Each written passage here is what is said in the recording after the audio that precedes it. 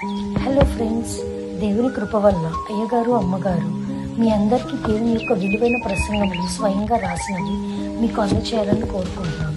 మా పుస్తకంలో సిలువ ధ్యాన ప్రసంగములు 83 ప్రసంగములు, క్రిస్మస్ ప్రసంగములు 50 ప్రసంగములు, బైబిల్లోని స్త్రీల ప్రసంగములు 72 ప్రసంగములు, మోషే సుఖోపవాస ప్రసంగములు 63 ప్రసంగములు. ఈ పుస్తకములు అయ్యగారు అమ్మగారు స్వయంగా రాసినవి మీ అందరికీ అందాలని కోరుకుంటున్నాము. మా పుస్తకములు కావాల్సిన వారు కాంటాక్ట్ అవ్వాల్సిన numbers: Bapatla reverend doctor P Jayapal గారు, phone number 9866412025. Guntur doctor P Prasad Rao గారు, ఫోన్ నెంబర్ 9413685994 అండ్ 9705789407. మా పుస్తకంలో మీరు తీసుకొని చదివి ఆదరణ పొంది దేవుని మహిమపరచాలని కోరుకుంటున్నాము. Don't forget to like the video. Thank you. యాకోబు పత్రిక మొదటి అధ్యాయం 13-15 చదువుతుంది. యాకోబు పత్రిక దేవుడు కీడు విషయమై శోధింపబడు. ఆయన ఎవరిని శోధింపడు కనుక ఎవడైనా శోధింపబడినప్పుడు నేను దేవుని చేత శోధింపబడుచున్నాను అనకూడదు. ప్రతివాడు తన స్వకీయమైన దురాశ చేత ఏడవబడి మరులు కొలపబడిన వాడై శోధింపబడి. ప్రార్థన చేసుకున్నాము. అందరూ కూడా ప్రార్థన చేసుకున్నాం. అందరూ కూడా ప్రార్థన చేయండి. ఈ వాక్యం యొక్క అర్థం ఏంటో మాకు తెలియదు నాయన, మంటి పురుగులమైన మాకు తెలియదు కనుక ఎలాగైనా మీరే మెచ్చివేసి మంటి పురుగులమైన మాకు ఈ వాక్యం యొక్క అర్థాన్ని దయచేయమని వచ్చివేసిన యేసయ్య అతి పరిశుద్ధ నామములో ఎంతో వినయంతో వేడుకొని ప్రార్థిస్తున్నాము తండ్రి. మళ్ళా నేను చదువుతాను.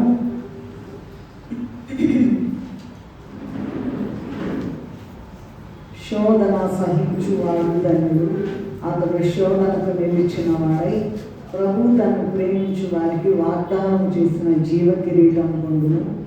దేవుడు కీడు విషయమై శోధింపబడ నేరడు, ఆయన ఎవరిని శోధింపడు కనుక ఎవడైనా శోధింపబడినప్పుడు నేను దేవుని చేత శోధింపబడుచున్నానని అనకూడదు. ప్రతి వాడును తన స్వకీయమైన దురాశ చేత ఈడ్వబడి మరులు కొలపబడిన వాడై శోధింపబడును. తర్వాత దురాశ గర్భము ధరించి పాపమును కనగా పాపము పరిపక్వమై మరణమును కన్ను. ఇదేమో మన యొక్క వాక్యాంశం ఏంటంటే, లేదా ధ్యానాంశం ఏంటంటే, శ్రమలు ఎందుకు వస్తాయి చెప్పండి అందరూ. ధ్యానాంశం ఏంటండి మనది? శ్రమలు ఎందుకు వస్తాయి? అందరికీ తెలిసిన విషయమే. ఏది శ్రమలు రావడం అనేది ఎవరు కూడా తెలియని వాళ్ళు కాదు.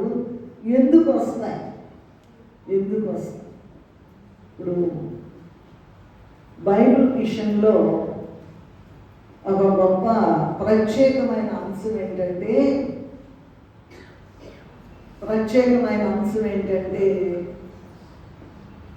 శ్రమ. ఒక చిన్న మాట ఏంటంటే, ప్రభు పుట్టినప్పుడు సుమియోని గారు ప్రభువుని మందిరంలోకి తీసుకుని రాబడితే మీ యొక్క కడుపులోనికి ఒక ఖడ్గము దూసుకొని పోతుంది అని చెప్పారు. అది ప్రభు యొక్క శిలువ మరణాన్ని గురించి మొట్టమొదట చెప్పినటువంటి అది వాగ్దానం. అది అయిపోయింది. తర్వాత చూసినట్లయితే అంటే అట్లాగే జరిగింది. తర్వాత భూమి మీదకి వచ్చిన తర్వాత ప్రభు మానవులు ఎవరు కూడా పొందనటువంటి శ్రమ పడ్డారు, శ్రమ పొందారు. ఇది అందరికీ తెలుసు. ఆ విషయాన్ని బైబిల్ మిషన్ని స్థాపించినటువంటి దేవదాసయ్య గారు ప్రత్యేకమైనటువంటి రీతిలో శ్రమ అనే మాట లేకుండా ఏ పుస్తకము రాయలేదు. 60 పుస్తకాలు పైన రాశారు. కానీ శ్రమ అనేటువంటిది మెన్షన్ చేయకుండా ఏ పుస్తకము రాయలేదు. యాక్చువల్గా మానవుడు భూమి మీద 2 రకాలుగా శ్రమలు పొందుతాడు. 2 రకాలైనటువంటి శ్రమలు పొందుతారు. ఎవరంటే భక్తిహీనులు శ్రమలు పొందుతారు, భక్తి పరులు కూడా శ్రమలు పొందుతారు. ఇంకో మాటలో చెప్పాలంటే భక్తి పరులు శ్రమలు పొందుతారు, భక్తిహీనులు కూడా శ్రమలు పొందుతారు. ఇంకో మాటలో చెప్పాలంటే పరలోకానికి వెళ్ళేవాళ్ళు శ్రమలు పొందుతారు, నరకానికి వెళ్ళేవాళ్ళు కూడా శ్రమలు పొందుతారు. ఆ శ్రమలు ఎందుకు వస్తాయి? అసలు దాని ప్రాధాన్యత ఏంటి? ఎందుకు శ్రమ రావాలన్నారు? అలాగే కలిమి కావాల్సిన వాళ్ళు కొలిమిలోకి రండి అన్నారు. కొలిమి అంటే ఏంటండి? చూసారా మీరు కొలిమి ఎప్పుడైనా? కొలిమి అంటే కాలుతూ ఉంటుందండి. కాలుతూ ఉంటే ఇనపద శుద్ధి ఏదైనా తీసుకొని పడతా ఉంటారు. కాలడమే ఒక పెద్ద శ్రమ అయితే అది చాలదన్నట్టు ఏం చేస్తారమ్మా? ఒక పెద్ద ఇనపది తీసుకొని పడతాం. అదండి కొలిమి అని. దానితో పోల్చారు దేవదాసయ్య గారు. ఈ శ్రమలు ఎందుకు వస్తాయనేటువంటి విషయాన్ని గురించి అయ్యగారు అనేక పుస్తకాల్లో వ్రాసినటువంటి ఆ వ్రాతను క్రోడీకరించి అసలు ఎందుకు వస్తాయి తెలుసు కానీ లెక్క జమలేదండి. ఎన్ని శ్రమలు పొందినా సరే అదేముంది, మాకే రావాలా, మేమే కనపడ్డామా ఏసైకి, నాకే ఈ శ్రమ ఎందుకు వచ్చింది, చాలా కాలం నుంచి శ్రమలు పొందుతానే ఉన్నాం అనుకుంటారు. ఆ విషయాల గురించి మనము కొన్ని అంశాలు ధ్యానం చేసుకుందాం. దేవుని యందు సంపూర్ణమైనటువంటి భక్తి విశ్వాసములు కలిగి వాక్యానుసారమైన జీవితం జీవిస్తూ దేవుని కొరకు ముందుకు సాగాలనుకునే వారికి ఖచ్చితంగా శ్రమలు వస్తాయండి. కానీ శ్రమలు వారిని ఏమీ చేయలేరు. మళ్ళా రిపీట్ చేస్తున్నాను. దేవుని యందు సంపూర్ణమైనటువంటి భక్తి విశ్వాసములు కలిగి, ఇంకా పేరు పెట్టడానికి కూడా వీల్లేనంత భక్తి పరులు, దేవుని యందు సంపూర్ణ విశ్వాసము భక్తి కలిగి వాక్యానుసారమైన జీవితం జీవిస్తూ దేవుని కొరకు ముందుకు సాగాలి. ఇంకా భక్తి, ఇంకా వాళ్ళకి ఇంకా తృప్తి ఉండదండి. ఇంకా ఇంకా ఇంకా భక్తిగా ఉండాలి, ఇంకా భక్తి. అలాంటి వాళ్ళకి శ్రమలు వస్తాయి. కానీ వారినట ఈ మొదటి కేటగిరీ వాళ్ళని శ్రమలు ఏమీ చేయలేవంట. పరమగీతంలో 2వ అధ్యాయం 2వ వచనంలో ఏముందంటే, బలు రక్కసి చెట్లలో వల్లి పద్మము కనబడినట్లు స్త్రీలలో నా ప్రియురాలు కనబడచ్చు. ఏంటండి చెప్పండి? బలు రక్కస్ చెట్లు అంటే ముళ్ళ చెట్లు అండి. ముళ్ళ చెట్లు భయంకరంగా, ఇదిగో అటు వెళ్ళామంటే ముళ్ళు గుచ్చుకుంటాము. ఇక జీవితకాలం అంతా ముళ్ళేనా? ఆ ముళ్ళే కావాలంటున్నారు, ఆ శ్రమలే కావాలంటున్నారు అయ్యగారు. అనేక పుస్తకాల్లో ఉన్నటువంటి ఆ సారాంశాన్ని క్రోడీకరించి ఈ వాక్యాన్ని మరి రాయడం జరిగింది. కనుక ఆ విషయాలు ఏంటంటే, బలు రక్కసి చెట్లలో వల్లి పద్మం అంటే చాలా తెల్లగా ఉండేటువంటి ఒక మల్లెపువ్వో ఏదో అనుకోండి, తెల్లగా వికసిస్తుందట. ఆ పద్మము మరి వాళ్ళు బలు రక్కసి చెట్లు గుచ్చినా కూడా వాళ్ళేమి కదలరట. అది వికసిస్తూనే ఉంటుందట. ఇంకా భక్తిలో ముందుకు సాగిపోతూనే ఉందట. అయితే భక్తిహీనులకు కూడా శ్రమలు వస్తాయంటండి. వారి చుట్టూ కూడా శ్రమలు వస్తే, ఈ శ్రమ వచ్చినప్పుడు భక్తిహీనులైతే ఇంకా ముందుకు వెళ్తారట. ఈ భక్తి పరులైతే, భక్తిహీనులైతే ఇంకా ఇంకా ఇంకా బలు రక్కసి చెట్లు అయిపోతారు. మామూలుగా భక్తిహీనత అంతా పోయి నరకానికి తయారవుతారంట. ఆ విషయాలు అయ్యగారు రాసినటువంటి ఆ విషయాల్లో ఉన్నటువంటి, అంటే బలు రక్కసి చెట్లు గుచ్చుకున్నా కూడా భక్తి పరులు ఏం చేస్తారండి? ఇంకా ముందుకు పట్టుదలతో ముందుకు సాగుతారంటావు. ఓ శ్రమ శ్రమ, నన్నేం చేస్తావు నువ్వు? నీ చేతిలో ఏముంది? ఎన్ని రోజులైనా నాకు ఈ రోగం తగ్గట్లేదు కదా, నాకు ఈ శ్రమ తగ్గట్లేదు కదా అని అనుకోకుండా వస్తే వచ్చింది ఇంకా ముందుకి పౌరుషం కలిగి వెళ్ళిపోతారు. ఎవరమ్మా? భక్తి పరులైనట్టు. ఇద్దరికి వస్తాయి అనుకున్నాక భక్తి పరులకి వస్తాయి, భక్తి పరుల విషయం ఏంటి? ఎంతన్నా కూర్చోండి, ఎంతన్నా గొడ్డలతో పట్టండి, నరకండి, ఏమన్నా చేయండి, ఏమి కూడా తొణకకుండా ఇంకా ముందుకు వెళ్ళిపోతుంది. అది పరలోకానికి వెళ్ళే వారి వరుస. రెండవది, ఈ భక్తిహీనులు కూడా శ్రమ వస్తుంది. అయితే దేవుడట, మొట్టమొదటి చదివింది కదా అమ్మాయి, దేవుడట ఎవరిని కూడా శోధించడట. ప్రతి వాడు కూడా తన యొక్క పాపము వలన మరి అలాగా అందులో మునిగిపోయి ఆ పాపము పరిపక్వమై ఇక మరణానికి వెళ్ళిపోయి నరకానికి వెళ్తాడు. కనుక మనం ఈ రెండు వాటిల్లో ఏ వరుసలో ఉన్నామా? భక్తిహీనుల వరుసలో ఉన్నామా? నరకానికి సిద్ధపడుతున్నామా? లేదా మరి ఈ శ్రమలు వచ్చినాయి కదా అని వెనక్కి తగ్గిపోయి ఇంకేముందిలే అని అనుకోకుండా ఇంకా ముందుకి పౌరుషం కలిగి వెళ్తున్నామా? ఈ రెండు అంశాలు ఈ దినం మన వాక్య ధ్యానంలో చేసుకుందామండి. మరి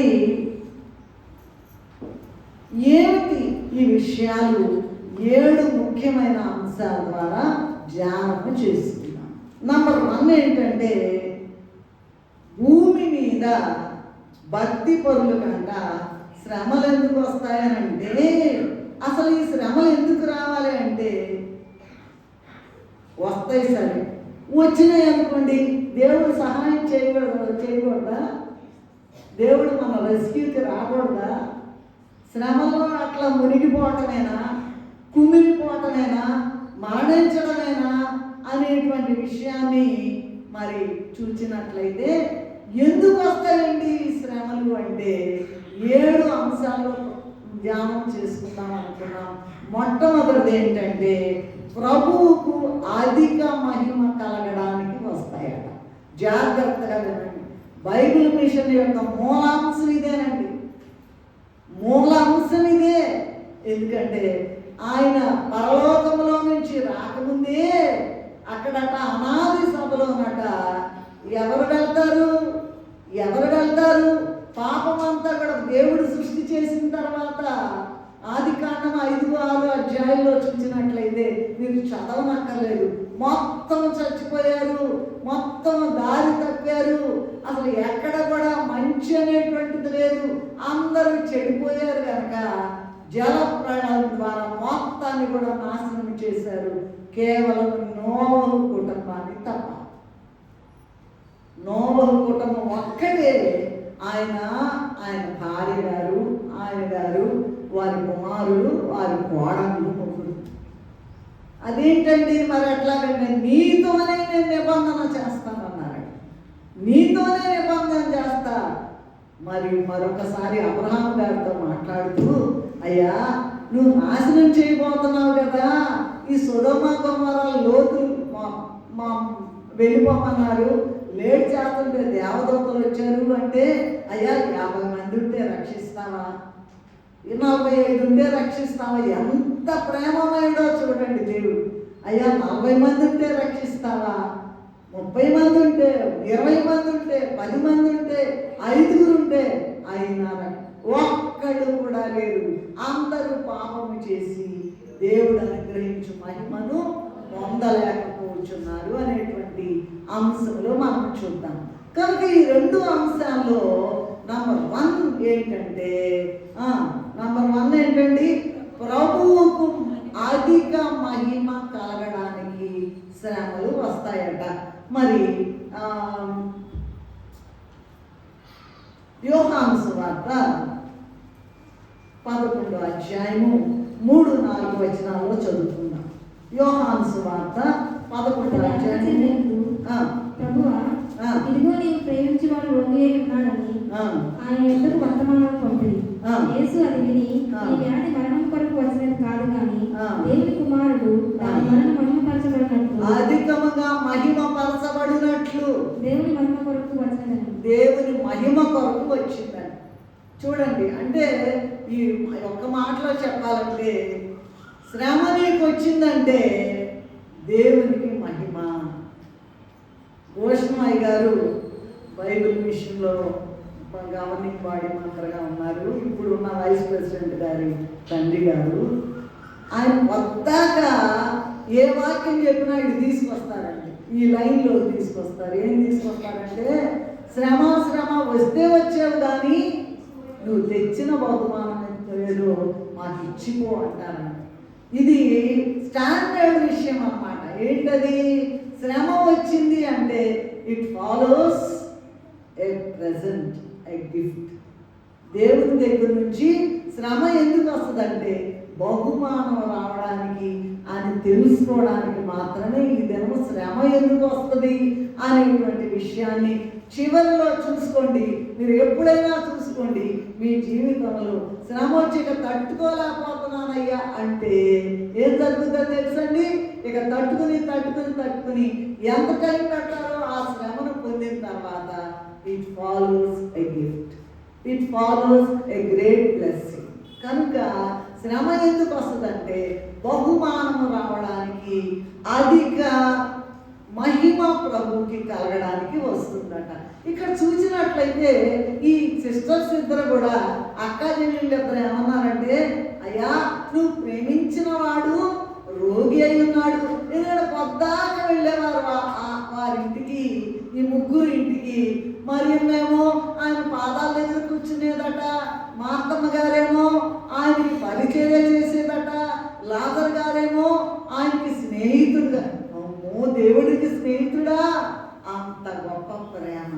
అప్పుడు చెప్పారంట, బాగోలేదయ్యా నీవు ప్రేమించిన వాడు రోగి అయి ఉన్నాడు అని కబురు చేశారంట. అయితే ప్రభు అన్నారంట మార్తమ్మతో, వస్తానులే, నువ్వు దేవుని మహిమ చూడడానికి సిద్ధపడి ఉండమని చెప్పారంట.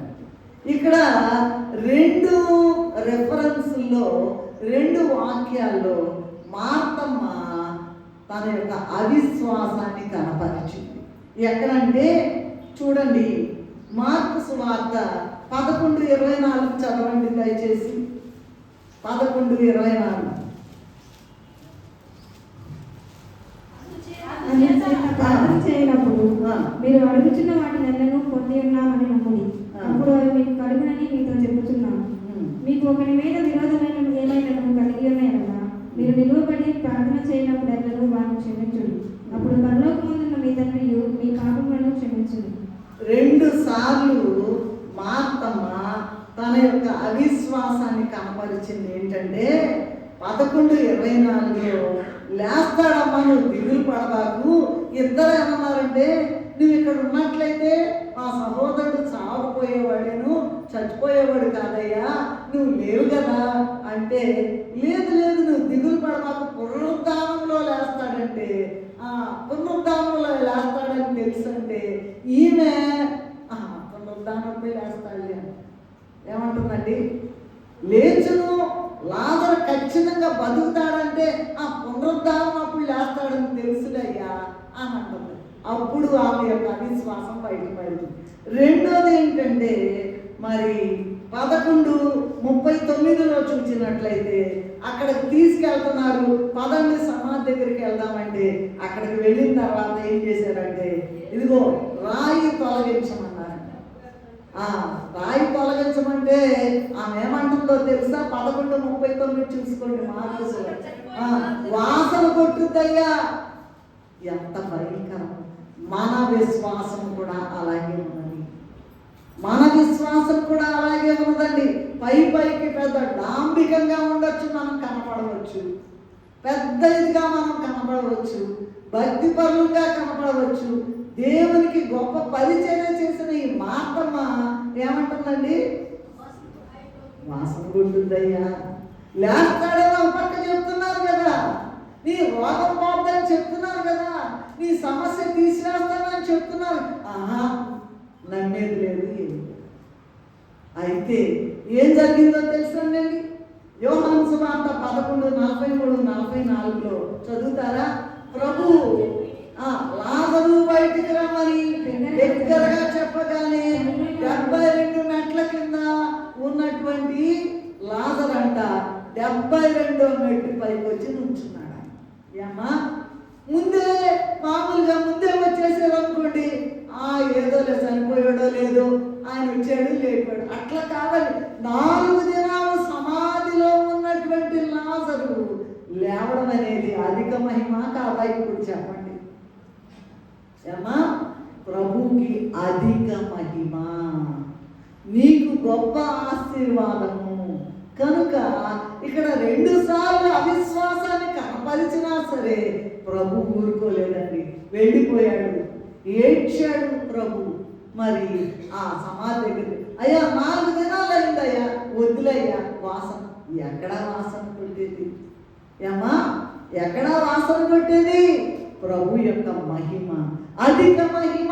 4 దినాలు చనిపోయి సమాధిలో ఉంచబడినటువంటి ఈయన లాజరు యొక్క మాట అనేటప్పటికి 72వ మెట్టు కింద మెట్టు పైన వచ్చి నుంచుంటే అది ప్రేత వస్త్రాలు తీసేసి బయటికి పంపించాడు. అంత గొప్ప శ్రమ నొందేటువంటి బిడ్డలారా, శ్రమ నొందిన దాన్ని దేవుడు నాన్నేం పట్టించుకోవట్లేదు అనుకోవద్దండి.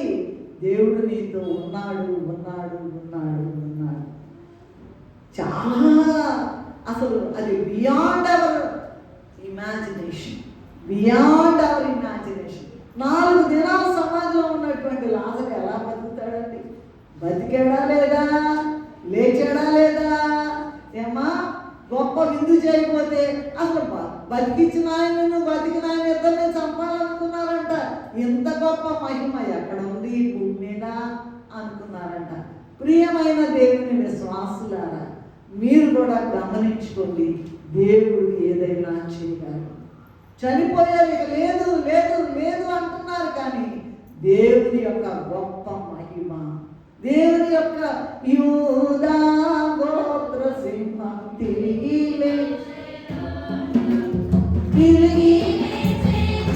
హృదయని తెరిచి లేచెను. యూదా ఈ 4 దినాలు అంత భయంకరమైన శ్రమ. ఎంత బాధపడి ఉంటారండి? చనిపోయాడు కదండి, అయిపోయింది అయిపోయింది అయిపోయింది అనుకుంటున్నారు. వీళ్ళు మాత్రం విశ్వాసము, మరియమ్మ మాత్రం ఖచ్చితంగా బతుకుతాడంటున్నారు. మరియమ్మేమో ఏమంటుందండి? పునరుద్ధానప్పుడు లేస్తాడులే అంటుంది ఒక మాట. రెండో మాట ఏమంటుందండి? వాసన కొడుతుందయ్యా. మొత్తం ఎగిరిపోయింది, తిరిగి లేచాడు. దేవుడు తిరిగి లేచాడు, నిన్ను నన్ను కూడా తిరిగి లేపుతాడు. నువ్వు ఎంత శ్రమలో ఉన్నా, ఎంత బాధలో ఉన్నా, ఇక లాభం లేదన్నా, ఇక ఈ రోగం తగ్గదండి అంటారండి. ఎట్లా బతకడమే, ఎట్లా చావటమే అనుకుంటారు. బతికినంతకాలం ఇలా బతకడమే, తర్వాత చావడమే అంటారు. అలా కాదు. బైబిల్ విషయంలో ఉన్నటువంటి మహిమ ఇదేనండి. ఏంటంటే, శ్రమ రాకపోతే నీకు స్వర్గం లేదు. పరలోకంలో చేరాలంటే నీకు తప్పకుండా శ్రమ అవసరము. సో నంబర్ 1 ఏంటంటే, ప్రభువుకి మహిమ కలగడానికి, అధిక మహిమ కలగడానికి శ్రమలు కావాలి. నంబర్ 2 ఏంటంటే, విధేయత నేర్చుకుని ప్రభు మార్గంలో నడవడానికి శ్రమ కావాలి. విధేయత, మనం మాట వినవండి, దేవుని మాట వినవండి. ఏందన్నా చెప్పండి, మనుషులు ఉంటారు కదండి, బిడ్డలు ఉంటారు కదండి, ఎంత ప్రేమిస్తారు వాళ్ళకి. మనుషులు తల్లి అయినా తండ్రి అయినా ప్రాణం పెట్టగలరా? చెప్పండి ఒక మాట. తల్లి కానీ తండ్రి కానీ చాలా ఇష్టం పిల్లలంటే, ప్రాణం. కానీ వాళ్ళ ప్రాణం ఇవ్వగలరా? బిడ్డలైన వారికి ఇవ్వలేరు. ఎందుకంటే టెంపరరీ లైఫ్. ఆయనే బిడ్డలే ఎవరు కూడా. కానీ ప్రభువులో ఉన్నటువంటి గొప్ప శక్తి ఏంటంటే, నీ కొరకు ప్రాణం ఇచ్చిన దేవుడు నీతో వెన్నంటి ఉన్నాడు. శ్రమ ఏమో పారిపోవాల్సిందే, విధేయత నేర్చుకున్నాడట. హెబ్రీ పత్రిక 5:8 నంబర్ 1 ఏంటంటే, మీరు విధేయత కలిగి ఆయన కుమారుడైండి తాను పొందిన శ్రమల వలన విధేయత నేర్చుకొనెను అని వ్రాయబడి ఉన్నది. అలాగే మనము కూడా ఫిలిప్పీయులకు రాసిన పత్రిక 2 విధేయత కావాలంటే 1 పేతురు పత్రిక 2:21 ఉన్నట్లు ఆయన అడుగు చదువుతారా? నేను 2:21 మొదటి పేతురు. క్రీస్తు కూడా మీ కొరకు బాధపడి మీరు తన అడుగు జాడలందు నడుచుకున్నట్లు మాదిరి మాదిరి మాదిరి. ఆ మాదిరి మనం పొందద్దా? ఏమ్మా, మరి తేరగా పరలోకం ఉందంటారా? శ్రమ రాకుండా మీరు పరలోకం చేరరు. విధేయత కావాలి. పిల్లలే మామూలుగా పిల్లల మాట వినరు కదండి, వింటలేదండి ప్రార్థన చేయండి అంటారండి. అట్లా కాదండి. దేవుడు విధేయత చూపించి ఆయన సర్వాధికారి అయిండి, కుమారుడైండి, తండ్రి మరి తాను పొందిన ప్రభు తాను పొందిన శ్రమల వలన విధేయత నేర్చుకునేను. అంత గొప్ప ఆశ్చర్యకార్యాలు చేస్తున్నా కూడా ఉమ్మెందుకు వేయాలండి? కోడంతా ఎందుకు కొట్టాలండి? అట్లాంటిది ఎవరన్నా కొడుతున్నారని ఏమా, ఆ చిన్న చిన్న శ్రమలు వస్తేనే తట్టుకోలేకపోతున్నానే. ప్రభువును చూడండి, ఆయన శ్రమ చూడండి. మీకు శ్రమ వచ్చినప్పుడు అక్కడ చూడండి, ఆయన చూడండి, ఆయన శ్రమను చూడండి. ఎలా ప్రభుని అలాగ ఈడ్చుకెళ్ళారో చూడండి, ఎలా ఉమ్మి వేసారో చూడండి, ఎలా ముళ్ళ కిరీటం పెట్టారో చూడండి, ఎలా పల్లెంతో పొడిచారో చూడండి. అవన్నీ ఉంటే, అవన్నీ తలుచుకుంటే నీ శ్రమ లెక్కలు సోదిలో లేదంటారు చూడండి. శ్రమ అనేటువంటిది ఎందులో కూడా ఏమీ లేదండి. చూడండి, ఆయన యొక్క శిష్యుల గురించి, ప్రభు యొక్క శిష్యుల గురించి 1 కొరింథీయులకు రాసిన పత్రిక 4:10 నుంచి చదువుతారా దయచేసి?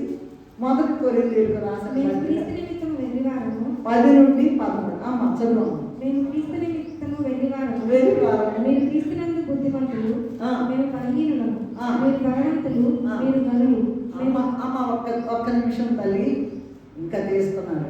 1 కొరింథీయులకు రాసిన పత్రిక 4:10 నుండి 13 వరకు చదువమ్మా. బలహీనులము, ఈ గడియ వరకు ఆకలి తప్పులు గలవారము, దిగంబరులము, పిడిగుద్దులు తింటున్నాము, నిలువరమైన నివాసం.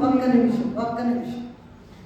ఎటు పోయినను శ్రమ పడుచున్నాము, ఇరికింపబడి వారము కాదు, అపాయంలో ఉన్నాము, కేవలము ఉపాయం లేని వారం కాము, తరుమబడుచున్నాను, దిక్కు లేని వారం కాము, పడద్రోయబడినను నశించు వారం కాదు, యేసు యొక్క జీవము మా శరీరమందు ప్రత్యక్షపరచబడుటకై యేసు యొక్క మరణానుభవమును మా శరీరమందు ఎల్లప్పుడూ వహించుకొని పోవచ్చు. ఎప్పుడైనా సరే శ్రమ వచ్చిందనుకోండి, పెద్ద శ్రమ వచ్చిందనుకోండి, చిన్న శ్రమ వచ్చిందనుకోండి, అయ్యా ఈ శ్రమ ఇచ్చినందుకు స్తోత్రం అని చెప్పుకోవాలంట. ఎందుకంటే శ్రమ ఊరికనే పోదంట, శ్రమ వెనకనే నీకు బహుమానం వస్తుందండి. దేవుడు ఊరుకోవడండి, ఒక అపాయింటెడ్ టైం వస్తుంది. అది అయిపోగానే ఎంతో పరమానందంతో గంతులు వేసేటువంటి బహుమానం నీకు రాబోతుంది. కనుక ముందు విధేయత నేర్చుకోవాలి. ప్రభువా, ఈ శ్రమలో అయ్యా నాకు ఈ శ్రమ ఇచ్చినందుకు స్తోత్రం. ఇది కుదరదండి, అసలు ఇది మనుషులైన వారికి కుదరదండి. కానీ ఈ శ్రమ విషయము దేవదాసయ్య గారు రాసినటువంటి చదివితే అసలు అడుగడుగునా శ్రమే, అడుగు కదిలిస్తే శ్రమే, అన్నిటిని కూడా జయించారు. ఇప్పుడు మరి సన్నిధిలో బయలుపరిచారట. లూసిఫర్ త్రోసివేయబడింది కదా, ఆ యొక్క ప్లేస్ని దేవదాసయ్య గారికి ఇచ్చారంట. దేవదాసయ్య గారు చేసినటువంటి లేదా అనుభవించిన శ్రమ ఎవరు కూడా పొందలేదండి. అందుకనే ఏమన్నారంటే, మరి మానవుడు శ్రమను పొందక దైవ మానవుడు ఎట్లు కాగలడు అన్నారు. ఎట్లా వెళ్తాడండి? శ్రమ రాకపోతే అసలు నువ్వు ఎలాగ నువ్వు ముందుకు వెళ్తావు? అక్కడే ఉంటావు, వేసిన బొమ్మలు అక్కడే ఉన్నట్టుగా ఉంటావా? విధేయత నేర్చుకోవాలి. దేవుడు కనపడతాడు, మాట్లాడతాడు అంటున్నాం కదా, మరి నువ్వు ఆ మాటలు వింటున్నావా? నాకు కనపడు మాట్లాడయ్యా అని మాట్లాడుతున్నావా? ప్రభుతో మాట్లాడుతున్నావా? 3 పూట్ల ప్రార్థన చేయమంటారు, చేస్తున్నావా? ఇవన్నీ ఏంటంటే ముందుకు నడవడానికి, ముందుకు ప్రభువులో నడవాలంటే నంబర్ 1 మొట్టమొదటి పాయింట్ విధేయత నేర్చుకుని ప్రభు మార్గంలో నడవాలి. ఏదో వెళ్తున్నాములే వస్తున్నాములే నామకే రాస్తామంటే అంటే కుదరదండి. గట్టిగా ఉండాలి, వదలకుండా ఉండాలి. ఆ గొప్ప ఆ ఇంట్లో ఉన్నటువంటి ఆ గొప్ప ఫ్యామిలీలో మార్తమ్మ గారు ఏమంటుందండి, నువ్వు ఉంటే ఇక్కడ చావకుండానే ఇద్దరు అక్కాజీలు మాట్లాడి ఏమంటుంది, 2 అవిశ్వాసాలు కనపరిచింది. లేస్తాడమ్మా, నువ్వు దిగులు పడవాకు, నీ కుమారుడు లేస్తాడండి. అవునులే, పునరుద్ధానం అప్పుడు లేస్తాడు. రెండో మాట ఏమంటుందండి, వద్దయ్యా తీవాకండి అయ్యా, ఆ సమాధి తెరవబాకండి అయ్యా, 4 దినాలు అయిపోయింది కదయ్యా, వాసన పడతాడు. మానశ్రమ కూడా ఆ స్థాయికి వెళ్ళిందంటే ఇక లేవడమేనండి, ఇక లేవడమే. దేవుడు విడిచిపెట్టడం. ఒక్కసారి నమ్ముకున్న తర్వాత నీకు ఎంత శ్రమ వచ్చినా చిన్న శ్రమ నుంచి మొదలు పెడతాడంటండి. ఆమె ఎంత శ్రమ వచ్చినా సరే దాటించడమే మరి ప్రభు యొక్క గొప్ప ఆశయం కనుక నిందింపబడి దీవిస్తున్నానంట. ఎవరు వీళ్ళు? ఒక మాట నేను 10 మాటలు మాట్లాడకూడదా? ఒక్క మాటకి 10 మాటలు నేను కూడా మాట్లాడతా. మనం ఎందుకు నోరు మూసుకుని నిందింపబడి దీవించుచున్నాము. ఇదే 1 కొరింథీయులకు రాసిన పత్రిక 4:10లో ఉన్నటువంటి విషయం. కనుక ఈ అపోస్తలులు దేవుని కొరకు ఎన్నో శ్రమలు పొందారు. మరి మనము అనుభవించే శ్రమల సంగతి ఏంటి ఒక్కసారి ఆలోచించండి. శ్రమ పడితేనే బహుమానం అండి. కనుక మొట్టమొదటిదేమో శ్రమలు ఎందుకు వస్తాయంటే ప్రభువుకి అధిక మహిమ కలగడానికి వస్తాయి. రెండోది ఏంటండి, విధేయత నేర్చుకుని ప్రభు మార్గంలో నడవడానికి. మనం దొరకట్లా దేవుడికి, అందుకని శ్రమ రాణిస్తారండి. మూడవది చూసినట్లయితే పరలోకంలో చేరాలంటే దుఃఖం కావాలంట, బాధ కావాలంట, వేదన కావాలంట. ఈ 3 కావాలంట. దుఃఖం కావాలంట, వేదన కావాలంట, బాధ కావాలంట. ఈ 3 కూడా ఈ పరలోక రాజ్యంలో చేరడానికి చాలా చాలా చాలా చాలా అవసరం అంట. అపోస్తలుల కార్యము 14వ అధ్యాయం 22వ వచనంలో చూసినట్లయితే మనం అనేక శ్రమలు అనుభవించి దేవుని రాజ్యంలో చేరాలంట. అంటే దేవుని రాజ్యంలో చేరాలంటే శ్రమ లేకుండా కుదరదు. ఏంటండి, దేవుని రాజ్యంలో చేరాలంటే తేరగా లేదు పరలోకము. కనుక మరి ఏం చేయాలమ్మా? శ్రమలు పొందాలి. కనుక వీళ్ళు ఏమంటున్నారండి, అనేక శ్రమలు అనుభవించి దేవుని రాజ్యంలో చేరాలయ్యా. వాళ్ళు అనుభవించి చెప్పిన మాట, శ్రమ రావాలి. రాకపోతే నీ భక్తి ఏమో తెలియదు, నీకు ఎన్ని మార్కులు వచ్చినాయో తెలియదు, 35 వచ్చినాయో 60 వచ్చినాయో ఊరికనే మామూలుగా అఫీషియల్గా ఉండి మేము బైబిల్ మిషన్ అండి అయితే బైబిల్ మిషన్ అంటే ఏంటంట, నువ్వు ఎంత శ్రమ పొందావు, నీకు శ్రమల్లో ఎన్ని మార్కులు వచ్చినాయి, నువ్వెంత నిలబడగలిగావు, నువ్వెంత దేవునికి జవాబుదారిగా ఉన్నావు. ప్రభువా నువ్వు వచ్చావయ్యా, నాతో ఉన్నావయ్యా. మరంట శ్రమ వచ్చినప్పుడంట, వినండి అందరూ కూడా, శ్రమ వచ్చినప్పుడంట ఒక భక్తుడు అడిగాడంట కదా ప్రభువుని, ఏంటయ్యా ఇంత గొప్ప శ్రమ వస్తే అసలు అడుగులు నడుస్తుంటేను ఆయనకంట మరి 2 అడుగులే కనపడుతున్నాయి. నేను నడుస్తున్నాను కదయ్యా, అసలు నువ్వు నన్ను వదిలిపెట్టేసేవయ్యా శ్రమలు అంటే ప్రభు అన్నారంట, నిజమే 2 అడుగులే కనపడినాయి కానీ నేను ఎత్తుకొని నడిచాను. శ్రమలో నేను వదిలిపెట్టలేదు. నేను ఎత్తుకుంటే నీ అడుగులు ఎలా కనపడతాయ్యా బాబు. శ్రమల నిలువగలవా, శ్రమలతో వాగలవా ప్రియ సోదరుడా.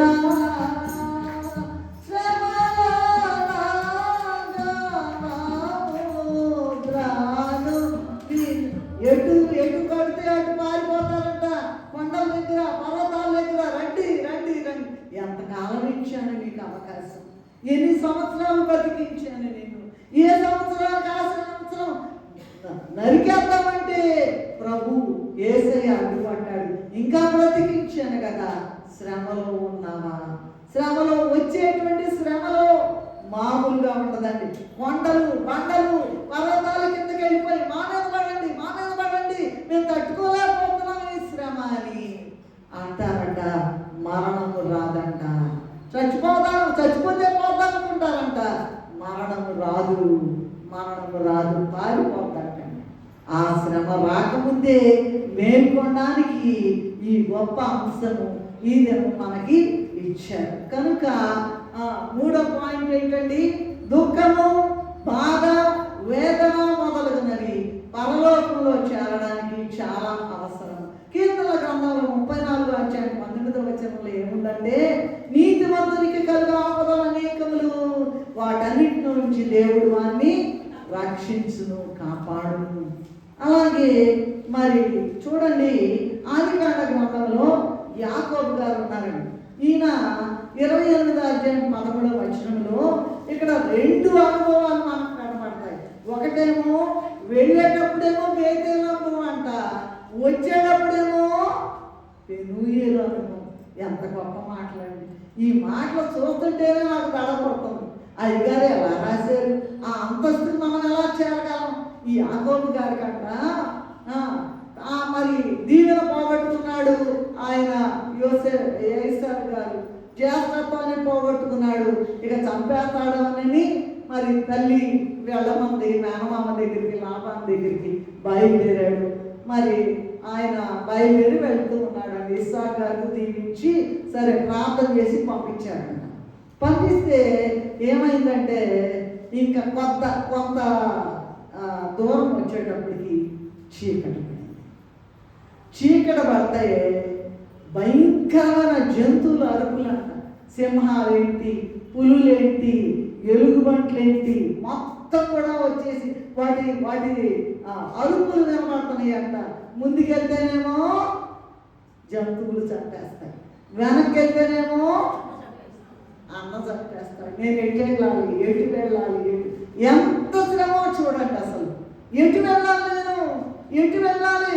ఇక చావేశారండి అనుకుని ఏం చేశాడంటే ఒక రాయి తీసుకొని ఆ రాయి దగ్గర అది తలగడగా పెట్టుకుని ప్రారంభించాడు నిద్రపోవడానికి ప్రారంభించాడు. అయితే ఆ నిద్రపోతే దేవుడంట నిద్ర కలిగి చేశాడంట. గుండె ఆగిపోయేదేనంట. ఎందుకంటే వెనక్కి వెళ్తేనేమో అన్నయ్య చంపుతాడు, ముందుకెళ్తే జంతువులు, క్రూర జంతువులు చంపేస్తాయని. ఎంత శ్రమ చూడండి. దుఃఖము, వేదన, బాధ. అయ్యా నేను తట్టుకోలేను, నా పని అయిపోయిందయ్యా అంటారు, అనుకుంటారంట మానవులు. ఏమైపోలేదు. దేవుడు నీతో ఉన్నాడు, దేవుడు నీలో ఉన్నాడు, దేవుడు నీ పక్కనే ఉన్నాడు. శ్రమ ఎందుకు వచ్చిందంటే నిన్ను బహుగా ఆశీర్వదించడానికి. నీ పనులు ఒక్క క్షణం పట్టదు దేవుడికి. భక్తి పెరగడానికి మాత్రమే శ్రమ వచ్చింది. గుర్తుపెట్టుకోండి ఈ విషయాన్ని. భక్తి పెరగడానికి, నువ్వు పరలోక రాజ్యంలో చేరడానికి. ఇక్కడైతే 100 ఏళ్ళు ఉంటారు అనుకోండి, 80 ఏళ్ళు 70 ఏళ్ళే ఉన్నారు కదండి. పోనీ 100 ఏళ్ళున్నా నీకేమి రాదే. అక్కడ యుగ యుగాలు ప్రభుతో సింహాసనం మీద కూర్చోడానికి, ఆ వెలుగులో ఉండడానికి. ఇక్కడ ఎంత చూసినా దుఃఖము, బాధ, వేదనే. అయితే నిన్ను తయారు చేస్తున్నాడు. ఆ తయారు చేయడానికి శ్రమ కావాలి, బాధ కావాలి, వేదన కావాలి. అందువలన ఇదిగో యాకోబు గారు గొప్ప వాగ్దానం ఇచ్చారండి. సరే ఒక చోట ఈ రాయి తీసుకుని పడుకున్నాడు. తలగా కింద పెట్టుకుని పడుకుంటే అప్పుడు అంటున్నారంట, నేను నీ 28:13 ఆదికాండం, నేను నీ తండ్రి అయినా అబ్రహాము దేవుడను ఇస్సాకు దేవుడను అని చెప్పు. నీ దేవుడను ఇస్సాకు దేవుడను నీ దేవుడిని కూడానయ్యా దిగులు పడబాకన్నాడంట. అక్కడ బేతేలు ఏం జరిగిందో తెలుసా అండి? ఎప్పుడైతే భయపడుతున్నాడో, ఈ మాట వినాలి మీరు, ఎప్పుడైతే భయపడుతున్నాడో దేవుడట ఒక్క క్షణం కూడా విడిచిపెట్టలేదంట. పరలోకం మొత్తం దించేసాడంట. ఒక్కడే ఉన్నాడు నా బిడ్డని, ఎక్కడెక్కడో జంతువులు చంపేస్తాయోనని ఏం చేశాడో తెలుసా? పరలోకం నుండి భూమి ఆయన పండుకున్న దాకా నిచ్చెన వేసేసాడంట. నిచ్చెనేసి ఈ దేవదూతలందరికీ డ్యూటీ చేశాడంట. ఎక్కేవాళ్ళు ఎక్కుతున్నారంట, దిగేవాళ్ళు దిగుతున్నారంట. డ్యూటీలే ఇవన్నీ మనకు తెలిసిన మాటలే. అసలు ఒక్కసారి ఆలోచించండి, మనసు పెట్టి ఆలోచించండి. దేవుడికి ఏం పనండి? ఆయన మోసం చేసి వచ్చాడు కదండి. ఎందుకంత ప్రేమ యాకోబు అంటే దేవుడిచ్చిన వాగ్దానాన్ని ఎప్పుడు కూడా మర్చిపోడంట. శ్రమ అనేది ఏంటంటే ఇది మొట్టమొదటి పాయింట్. అందులో రకరకాల స్టేజీ ఉంటాయి. ఇక అయిపోయింది. ఎబ్రీ పత్రికలో చూసుకున్నట్లయితే మీరు తర్వాత చదువుతూ 11వ అధ్యాయంలో విశ్వాస వీరుల కథ అని, విశ్వాస వీరుల లిస్ట్ ఉందండి. వాళ్ళంట రంపంతో పోయబడ్డారంట, సజీవంగా వాళ్ళని సమాధి చేశారంట, కళ్ళు తీసేశారంట, నరికేశారంట. ఏంటండి మనకేమీ లేవు, అట్లాగే వాసన కూడా లేదు. అటువంటి శ్రమ వాసన కూడా లేదు. కానీ శ్రమ అనేటువంటిది ఎందుకంటే అది ఖచ్చితమైనటువంటి, ఇప్పుడు చదువుకోని వాళ్ళకి ఏమి రాదు కదండి. రాదంటే పాపం వాళ్ళకి స్కూల్కి వెళ్ళిన అనుభవం ఉండదు. ఏం చేస్తారు? ఎల్కేజీ అంటారు, యూకేజీ అంటారు. శ్రమ పెరుగుతూ ఉంటుంది. ఒక్కొక్క గ్రేడ్ ఎల్కేజీ అయిపోయినాక యూకేజీ, తర్వాత ఫస్ట్ క్లాస్, తర్వాత సెకండ్ క్లాస్, తర్వాత 3rd, 4th, 5th, 6th, 7th, 8th, 9th, 10th, intermediate, degree, post graduation, doctorate, post doctor అట్లా చదివించాలనుకుంటే నువ్వు ఎల్కేజీలోనే చతికిలు పడ్డావు. వింటున్నారా? ఎల్కేజీలోనే అయిపోయింది నీ పని. దేవుడు నిన్ను ఎంతో ఉన్నతంగా హెచ్చించాలనుకుని శ్రమ పంపిస్తే నా పని అయిపోయింది. ఈ యాకోబు గారు కూడా అలాగే మరంట పరలోకం దిగొచ్చేసిందంట. దిగొచ్చేసి ఏమంటున్నారండి? ఎక్కేవాళ్ళు ఎక్కుతున్నారంట, దిగేవాళ్ళు. ఎందుకంటే ఏగ కూడా వాళ్ళడానికి వీలేదంట. శ్రమను గురించి నువ్వేం కుంగిపోబాకు, శ్రమను గురించి కుంగిపోబాకు. ఏమీ అవదండి. దేవుడు నీతో ఉన్నాడు. సముద్రాన్ని పాయలు చేసిన దేవుడు, ఎర్ర సముద్రాన్ని పాయలు చేసిన దేవుడు నీతో ఉన్నాడు. నువ్వు కుంగిపోవడం ఎందుకండి బాబు? శ్రమ చాలా పరమ భక్తునికి ఆశ్రయమట. అది ఏమాత్రం కూడా ఇబ్బంది అనుకోవాకు. అయితే ప్రభు సన్నిధిలో మరి చూడండి, దుఃఖము, వేదన, బాధ ఇవన్నీ కూడా ఎందుకంటే నీకు గడగడామనికి పోతున్నాడంటే యాకోబు ఇక్కడ పరలోకం దించి వేశాడంట. పరలోకం నుండి నిచ్చినంటే ఎంత ఎత్తుంటుందండి? ఒక్క మనిషి కోసం, దట్టు మోసం చేసి బయలుదేరిన ఒక మనిషి కోసం అంత ప్రేమ ప్రేమ ప్రేమ ప్రేమ ప్రియుడము నీవే ఆనందమా. ఏంటండి? ఆయన ప్రేమమయుడు. ఆయన పెదవుల మీద దయారసం పోయబడి ఉన్నది కనుక ఎందుకు వచ్చింది శ్రమ అనేటువంటి నీకు అనవసరం. దేవుడు నీతో ఉన్నాడు. అది ఎంత గొప్ప రోగమైనా ఉన్నాడు, అది ఎంత గొప్ప శ్రమ అయినా ఉన్నాడు, అది ఎంత గొప్ప సిచ్యుయేషన్ అయినా ఉన్నాడు. ఎందుకంటే పరలోకంలో చేరడానికి వీటన్నిటికన్నా మనం ఎప్పుడు చూసేది భూలోకం వరకేనండి. మన యొక్క ఇది భూలోకం వరకే మన ప్రయాణం. ఆయన చూసేది ఏంటంటే ఇట్స్ ఎ లాంగ్ గిఫ్ట్. చాలా గొప్ప బహుమానం ఇవ్వడానికి మాత్రమే శ్రమ వస్తుందట.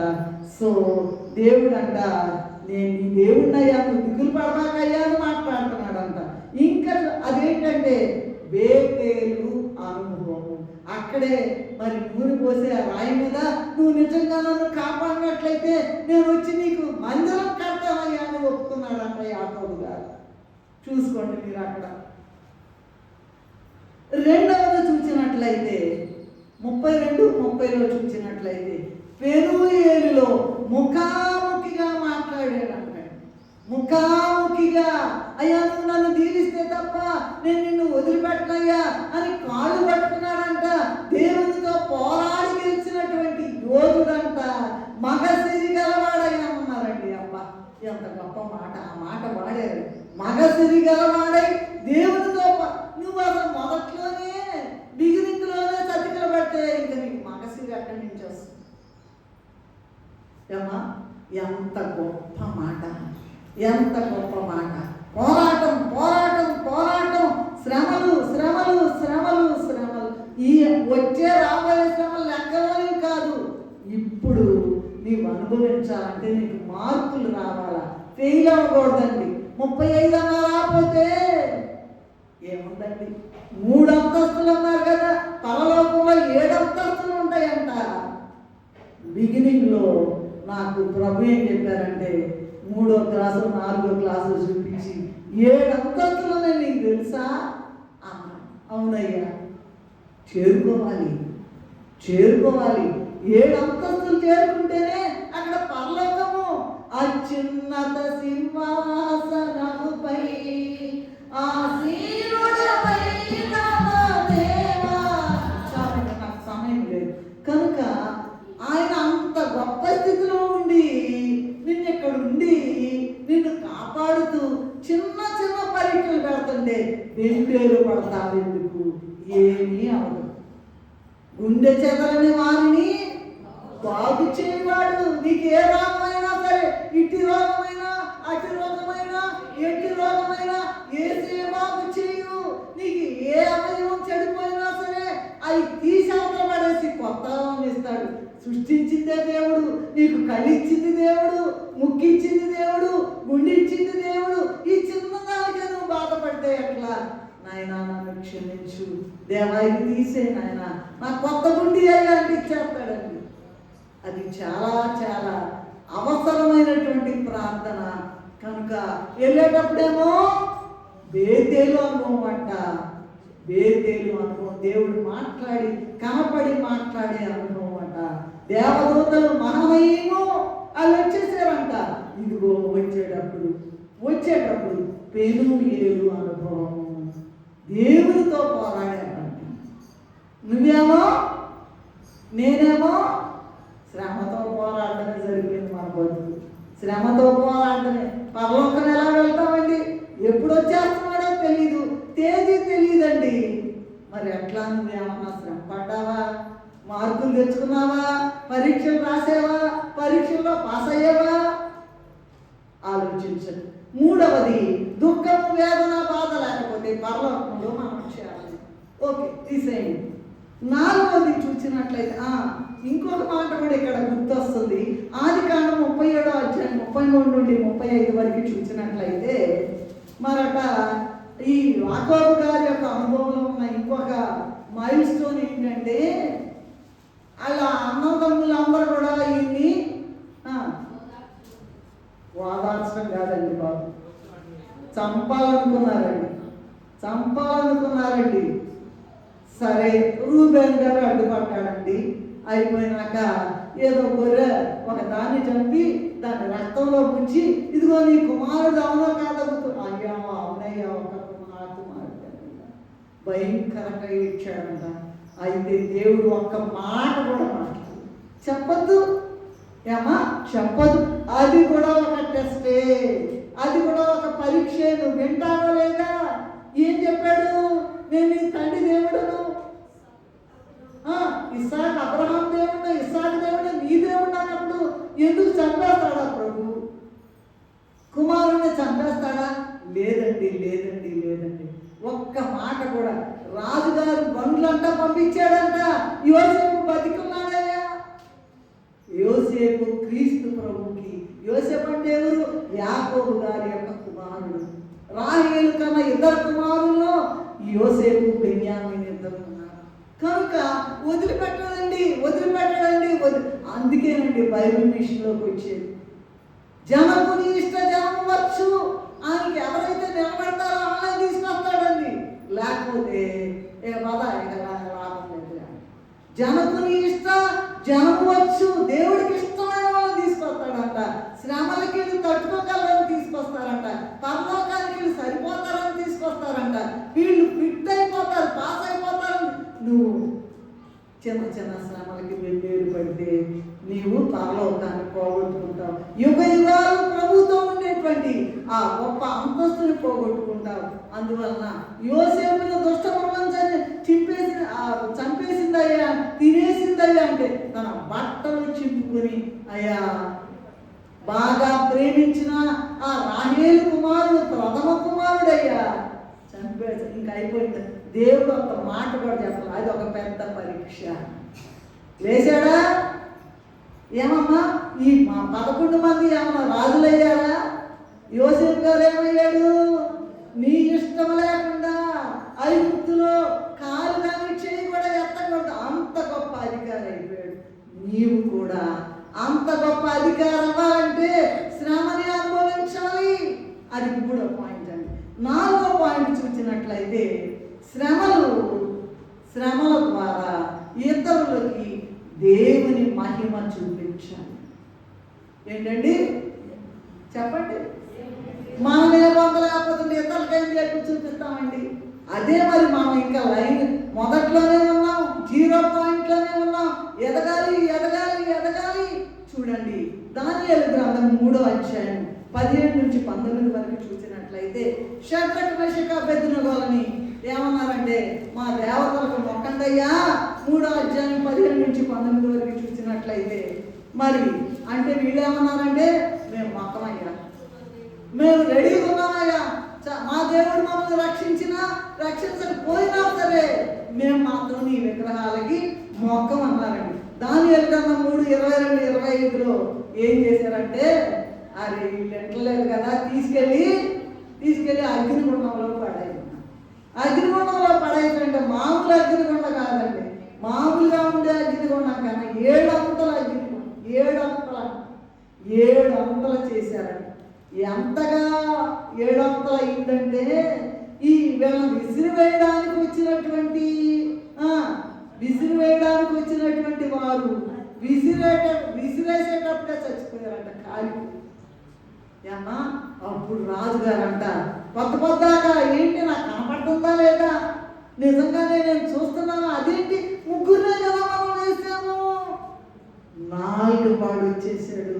దేవుడు వదిలిపెట్టడమ్మా, దేవుడు అస్సలు వదిలిపెట్ట. నీ శ్రమ తెలుసు, నీ ఆలోచన తెలుసు, నీ బలహీనత తెలుసు, నీ రోగం తెలుసు, దాన్ని ఉండనీయుడు. అది కొంతకాలమే.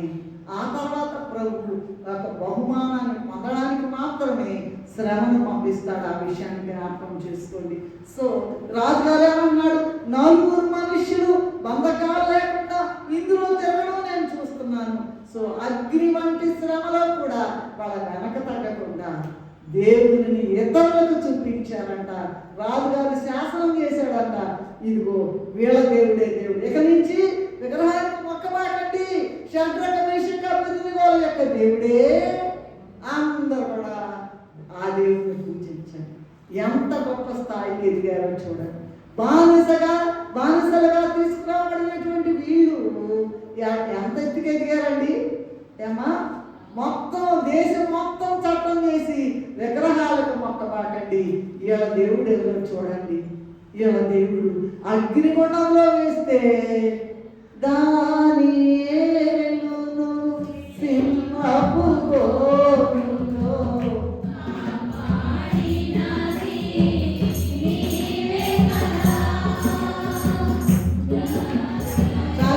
జలప్రళయంలో నోవాను దాచిన బలవంతుడు కదా. సరే ఏంటంటే అప్పుడు ఏం చేశాడమ్మా ప్రభు? ఏం చేశారమ్మా? చంపేస్తాం, అగ్నిగుండంలో విసిరేస్తాం, ఓకే రెడీ. మేము మా దేవుడు రక్షించనా? మా దేవుడు ఖచ్చితంగా నీ బారిన పడకుండా రక్షిస్తాడు. ఒకవేళ రక్షించకపోయినా మేము కాలిపోవడానికి రెడీ. ఎంతమంది ఉన్నారమ్మా? అమ్మా ఎంతమంది ఉన్నారు? దేవుడి కోసం శ్రమ పడతాం, దేవుని పరిచర్య చేస్తాం, దేవుని కొరకు నిలబడతాం అన్న వాళ్ళు ఎంతమంది ఉన్నారు? చేతులు ఎత్తారా? చేస్తాం పని, దేవుని పని. ఒక డాక్టర్ గారు ఎత్తాడు, ఇక్కడ ఎవరు సోమమ్మ ఇట్లా చాలామంది ఎత్తారు సారీ. కనుక ఆ విషయం ఏంటంటే దేవుడు విడిచిపెట్టడు. ఆ శ్రమలో హెచ్చు తగ్గులు ఉంటాయి. హెచ్చుగా వచ్చిందనుకో నీకు హెచ్చు బహుమానం వస్తుంది, కొద్దిగా వచ్చిందనుకో నీకు చిన్న బహుమానం వస్తుంది, అంతే. కనుక మరి రాజుగారు అదిరిపోయాడంటే, ఒక్కసారి అదిరిపోయాడండి. దేశం మొత్తం కూడా శాసనం చేసిన ఆయన బాగా సతికిల పడిపోయాడండి. అయ్యో మన వల్ల కాదయ్యో, ఇసిరేసిన వాళ్ళే చచ్చిపోయారు కదా. దేవుని బిడ్డలు ఏమి అగ్ని వాసన అంటకుండా అభ్యర్థనతో ఉండిన దేవా, ఎంత గొప్ప దేవుడు. నేను వదిలిపెట్టాడు. నీ పేరు తెలుసు, నీ ఊరు తెలుసు, నీ మనసు తెలుసు, నీ ఇష్టం ఏంటో తెలుసు, నీ భక్తి ఏంటో తెలుసు. ఆయన నీ భక్తి పెరగడానికి నీలో మరి ఇందాక అనుకున్నాం కదా, విధేయత నేర్చుకోవడానికి ఈ నాలుగో పాయింట్లోనే మనం ఉంది. 4 పాయింట్. ఓకే, వీళ్ళు అగ్ని వంటి శ్రమలో దేవుని చూపించారట. మరి నువ్వు ఎంతమందికి దేవుని చూపిస్తున్నావు నీ శ్రమ ద్వారా? నీ శ్రమ రాగానే అందరిళ్ళకి వెళ్ళి ఏం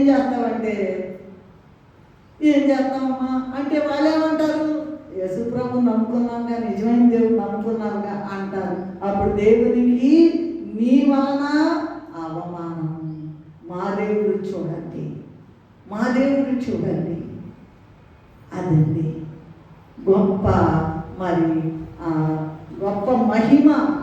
ఇతరులకు దేవుని యొక్క మహిమను చూపించడానికి దేవుడు శ్రమను రాణిస్తాడట. 5వ విషయం ఏంటంటే, 7 విషయాలు కాదు 9 విషయాలు రాసుకున్నా, టైము అయిపోయింది, చదివి ముగిస్తా అంతే. ఏంటంటే మనం ఈ లోక సంబంధం కాము అని నిర్ణయించుకోవడానికి శ్రమ వస్తుందంట. ఈ లోక సంబంధులు కాదు. యోహాను సువార్త 7:14 నేను లోక సంబంధాన్ని కానట్లు వారు కూడా లోక సంబంధులు కాదు అన్నారు. అలాగే లాజరు ధనవంతుని ఉంచారండి. లాజరు అంట అదిగో ఆయన యొక్క ఇంట్లోనంట పడిన రొట్టి ముక్కలు తిని బతికాడంట. ఆయన శ్రమ ఎంతండి, లాజరు యొక్క శ్రమ ఎంతండి చెప్పండి. భయంకరంగా ఈ కురుపులు కుక్కలు నాగిని అంట. అక్కడే పడి ఉంటున్నాడంట. వెళ్ళిపోయి అక్కడ ఉన్నాడండి అబ్రహాము రొమ్మున. ఏది శ్రమ? అబ్బో తట్టుకోలేకపోతాను. మరి నీకు ఎట్లా మార్కులు వచ్చేది ఎట్లా, పరలోకం చేరేది ఎట్లా? కనుక మనం ఈ లోక సంబంధం కాము అని ఏమిటంటే ఫిలిప్పీలకు రాసిన పత్రిక 3:20 మన పౌరు స్థితి పరలోకంలో ఉన్నదనేటువంటి మాట మర్చిపోకండి. 6వది చూసినట్లయితే మన విశ్వాసం వృద్ధి అవడానికి శ్రమలు వస్తాయంటండి. విశ్వాస జీవితంలో ప్రారంభ దినాల్లోనంట మరి ప్రభు దగ్గర ప్రభు అడిగిందల్లా ఇచ్చేస్తాడంట. వినాలి ఈ పాయింట్ జాగ్రత్తగా. ప్రభు విశ్వాస జీవితం ప్రారంభమైన తర్వాత నాకు ఇది అయ్యా, నాకు సీటీ అయ్యా, నాకు పెళ్లి చేయయ్యా, నాకు అది అయ్యా, ఇది అడుగుతారు కదా. అడిగినప్పుడు వెంటనే ఇచ్చేస్తాడంట. ఇచ్చేసినప్పుడు విశ్వాసము స్థిరపడిన తర్వాత శ్రమలు మొదలు పెడతాడంట. ఎందుకో తెలుసా? నీ విశ్వాసము వృద్ధి చెందాలి, లేకపోతే పరలోకము చేరలేవు. కనుక విశ్వాసము వృద్ధి అవడానికి శ్రమలు వస్తాయంట. యోబు గారిని చూసినట్లయితే 1వ అధ్యాయం 21 అంత పోయిందంట. యెహోవా ఇచ్చును, యెహోవా తీసుకుని పోయిను, యెహోవా నామమున స్తుతి ఏంటండి బాబు? అట్లా రావాలండి. మనం అసలు సోజులోనే లేదు. ABCDలు 26 లెటర్స్ అట్లా కాదండి. అసలు మొదట్లోనే 1 మార్కు కూడా లేదు, 5 మార్కులు కూడా 100 మార్కులు ఎలా ఉంటాయండి? 30 అంతలు, 60 అంతలు, 100 అంతలు అన్నప్పుడు 100 అంతల్లో ఉండేవాళ్ళే పరలోకానికి వెళ్తానంటే నువ్వు అసలు 30 అంతల్లో కూడా లేవు కదా. అందుకని విశ్వాసము వృద్ధి. హబక్కూకు గారు కూడా అంతే. ఎప్పుడు వచ్చాము చదవకల్లా 17:19 చూసినట్లయితే ఏమి లేకపోయినా అంజూర పట్లు చెట్లు లేకపోయినా, ద్రాక్ష చెట్లు ఫలింపకపోయినా, ఒలివ చెట్లు కాపు కాయకుండా నేను యెహోవా యందు ఆనందించెదను. ఎంత శ్రమ చూడండి, ఎంత శ్రమ.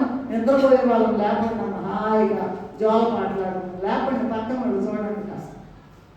కనుక విశ్వాసము వృద్ధి అవ్వడానికి శ్రమలు వస్తాయట. అలాగే మనము సువర్ణము వలె అవడానికి శ్రమలు వస్తాయంట.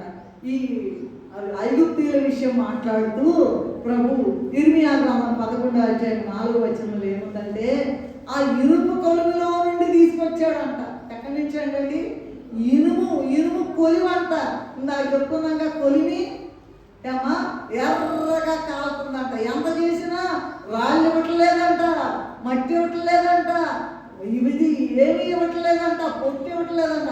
రాళ్ళు తయారు చేసి లెక్క ప్రకారం ఇగిపోతే కొరడాలతో కొడుతున్నారంట. ఏమా ఇనుప కొలిమిలో నుండి బయటికి తీసుకొచ్చాడు దేవుడు. నిన్ను సువర్ణము వలె యెషయా గ్రంథం 48:10 చూసినట్లయితే, నేను నిన్ను పొటము వేసితిని, అగ్నిని వేసినట్టు కాదు, నేను ఇబ్బంది కొలిమిలో పరీక్షించాను అని ప్రభు చెప్తున్నారు. అందుకే దేవదాసయ్య గారు మళ్ళా రిపీట్ చేస్తాను, నేను కొలిమి ఖాళీ చేసి వెళ్తున్నా, కలిమిలోకి రండి. కలిమిలోకి వచ్చేవాళ్ళు, కలిమి కావాల్సిన వాళ్ళు కొలిమిలోకి రండి. కొలిమి కావాలి, కాలకపోతే నువ్వు కట్టిపడవు, అక్కడే ఆగిపోతావు. 8వ చూసినట్లయితే, పరలోకంలో పెళ్లి కుమార్తెగా తయారవ్వాలంటే వీళ్ళు ఏమన్నారంటే, మత్తయి సువార్తలో అపోస్తులైన వారు 19:27-28 ఏమన్నారంటే, అయ్యా మొత్తం వదిలేసాం కదయ్యా, మొత్తం వదిలిపెట్టి నీతోనే ఉన్నాగా, మీకు ఏం వస్తుందయ్యా అంటే ప్రభు ఏం చెప్పారో తెలుసా?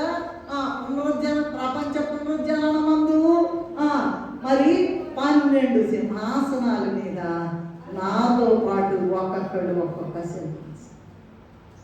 ఏమా 24 పెద్దలని రావుంటుంది, చూసారా మీరు ప్రార్థన కన్నా? 24 పెద్దలని. ఈ 24 పెద్దలు ఏమంటే సింహాసనం చుట్టూ కూర్చుంటేవాళ్ళు. మొదటి 12 మంది ఎవరంటే యాకోబు కుమారులు, యాకోబు యొక్క 12 మంది కుమారులు. ఈ మిగతా 12 సింహాసనాలు ఎవరి అంటే అపోస్తలులైన వారివి.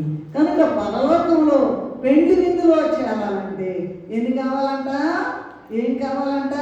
ఏముందయ్యా మాకేముంది, నీ అంటే వస్తున్నాం మేము, అన్నీ వదిలేసుకుని వచ్చాం కదా, మాకేమి దొరుకుతుందంటే చూడండి, సింహాసనాల మీద కూర్చొని మీరు నాతో పాటు యుగ యుగాలు రాజ్యం చేస్తారు, న్యాయం తీరుస్తారు.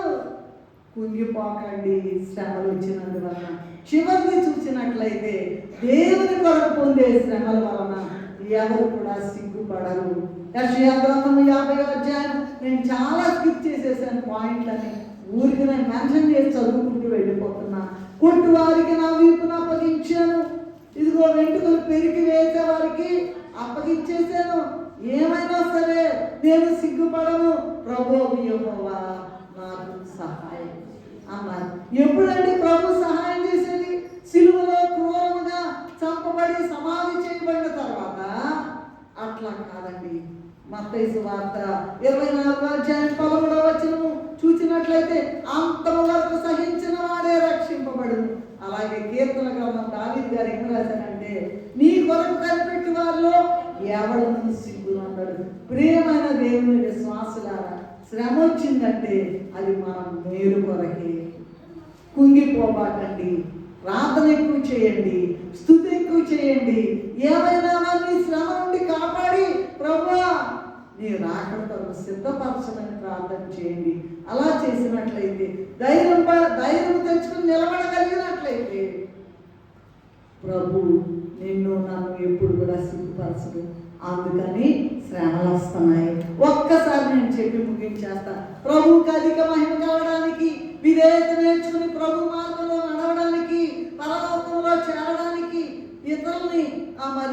ఇతరులకి దేవుని మహిమను చూపించడానికి, మనం ఈ లోక సంబంధం కావు అని మనం నిర్ణయించుకోవడానికి, మరి మన విశ్వాసం వృద్ధి అవ్వడానికి, అలాగే సువర్ణము వలె మనం ప్రకాశించడానికి, అలాగే ఎన్ని పెళ్లి కుమార్తెగా తయారవడానికి ఎన్నటన్నిటికీ సిగ్గుపరచబడకుండా ఆయన సన్నిధిలో గొప్ప వెలుగు ప్రకాశంలో ఉండి యుగ యుగాలు ఆయనతో రూల్ చేయడానికి, రాజ్యాన్ని పరిపాలించడానికి ప్రభువు మొత్తం భూమి మీద అందరూ వస్తారంట.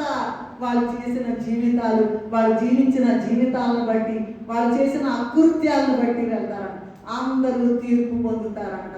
ఆ తీర్పులో ఈ 24 పెద్దలు ఉంటారు. ప్రభుతో పాటు కూర్చోవటం అంటే మాట్లాడండి. ఇక్కడ నువ్వు ఎలా ఉన్నావు, నువ్వు ఏ చీర కట్టుకున్నావు, ఏ నగలు వేసుకున్నావు, నల్లగా ఉన్నావు, అది కాదండి.